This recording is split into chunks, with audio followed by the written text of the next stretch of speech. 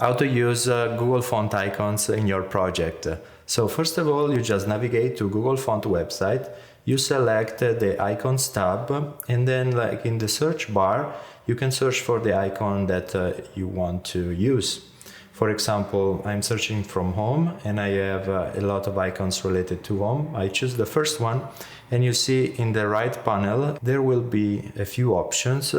I can download as SVG or PNG and just use it as a normal image, or I can copy a span with the class element and I can paste it in my project.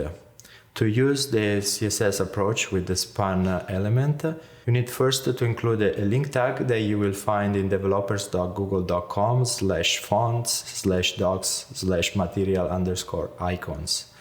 You just copy that, you paste in the head section of your HTML page, and then you can use your icon whatever you want. That was the tip of the day. Follow for more.